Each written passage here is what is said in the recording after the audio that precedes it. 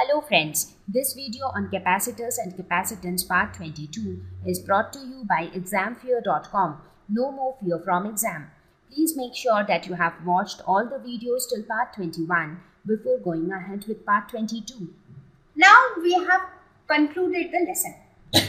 I have covered almost all the topics, not almost, in fact I have covered all the topics related to capacitors.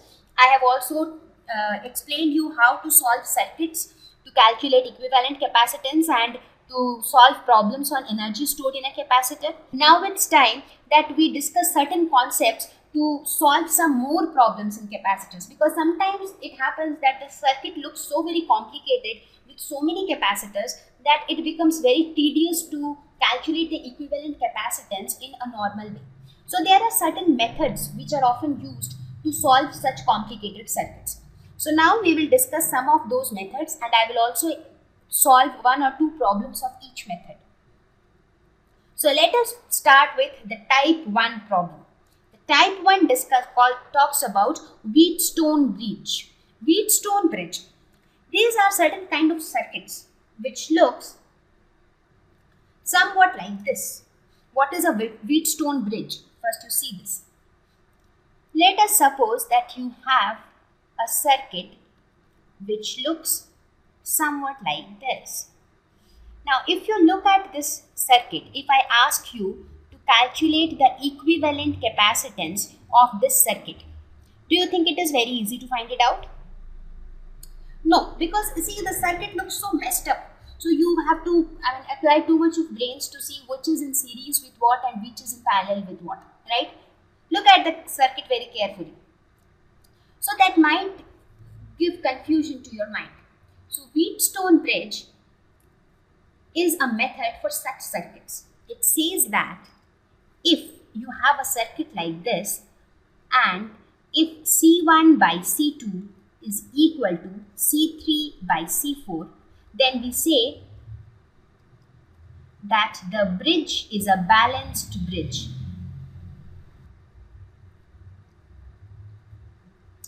Okay, so if C1 by C2 is equal to C3 by C4, we call this bridge as a balanced bridge, and at that situation we say that the potential at this point is equal to the potential at this point. Let us call this point A and call this point B.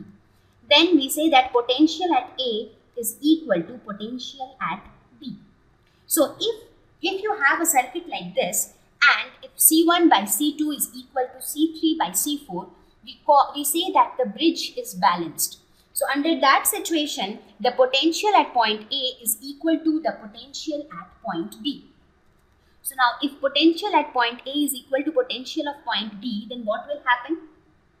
Since there is no potential difference between A and B, that means there will be no charge flowing through this capacitor C5, right? Because a capacitor can store charge only if there is a finite potential difference across it. Because if there is no potential difference across it, if both the plates of the capacitor are at the same potential, then there is no scope of storing charge, right? So this capacitor C5 becomes a dead capacitor. So now if I ask you to calculate the equivalent capacitance of this circuit, you can simply ignore the capacitor C5. So you can just draw this circuit like this.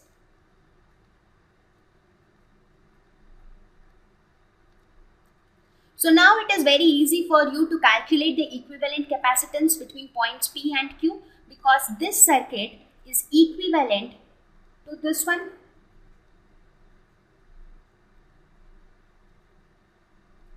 Right? Where this is C1, this is C2, this is C3, this is C4. So that means C1 and C2 are in series, C3 and C4 are in series. So that means C1, C2 are in series. Similarly, C3, C4 are in series, right? So let us suppose the equivalent capacitance of C1 and C2 is C dash, and the C3 and C4 is C double dash. So what will happen? We can substitute it like this.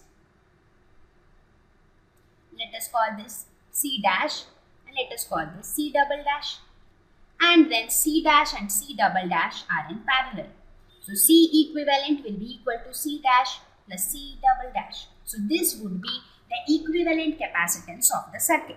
So many a times you will come across questions where you will have exactly similar circuit which I have drawn now, or circuit which is similar to this.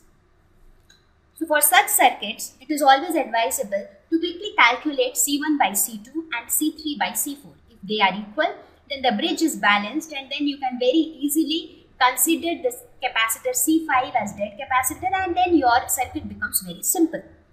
Now what will happen if C1 by C2 is not equal to C3 by C4? In that case, we cannot apply this rule, right? So if C1 by C2 is not equal to C3 by C4, then we will apply the other methods which I will be discussing hereafter. So before that, let us quickly solve one problem on Wheatstone bridge. Look at this question. Find the equivalent capacitance between points P and Q given the values of C1, C2, C3, C4 and C5. So see, the bridge which I drew in the last page is not exactly looking similar to this one, but this also is of the same pattern. So see, you have to judge the pattern yourself. For example, you draw this at your own convenience. Point P, point Q. Draw it in the same manner as I taught you. So from point P, it is going to C1 and C3. So from point B, it is going to C1 and C3. So this is C1 and this is C3. Similarly, from point Q, it is going to C2 and C4. So it is going to C2 and C4. Okay. Then what is happening? C2 is getting connected to C1, right? So C2 is getting connected to C1. Now so C2 and C1 is done. What about C3? C3 is getting connected to C4. So C3 is getting connected to C4. What about C5? C5 is getting connected to these 2 points. The point which is connecting C1 and C2, that is the point which is connecting C1 and C2 is this, and the point which is connecting C3 and C4, that is this. So C1 is located midway between these 2 points, right? So now does it resemble the last circuit which I drew in the last page? Okay. So this looks like a Wheatstone bridge. Now let us calculate C1 by C2. What is C1 by C2 here? C1 and C2 are all 4 microfarads. So C1 by C2 is 1. Let us calculate C3 by C4. C3 by C4 is also all 4. So this is also 1. Therefore we can say that C5 is a dead capacitor. So we can draw this circuit like this: C1, C2, C3, C4. This is C1, this is C2, this is C3, and this is C4. So let us calculate C dash, that is the series combination of C1 and C2. So what will be C dash? 1 by C dash is equal to 1 by C1 plus 1 by C2. So 1 by C1 is 1 by 4 plus 1 by C2 is 1 by 4. So this is equal to 1 by 2, that is C dash is equal to 2 microfarads. Similarly, let us calculate C double dash, that is the equivalent capacitance of series combination of C3 and C4. So that will be 1 by C double dash is equal to 1 by C3 plus 1 by C4. That will also be 1 by 2. So C double dash will also be equal to 2 microfarads. So what would be the equivalent capacitance of the circuit? That will be C dash and C double dash in parallel. That is C dash plus C double dash. So that is 2 plus 2, which is equal to 4 microfarads. So this would be the equivalent capacitance of this circuit. So this is how you approach problems on Wheatstone bridge. Thank you. Please visit examfear.com to watch free educational videos, try free online tests, get the best quality study materials, study from the best tutors and mentors, and much more. Thank you once again.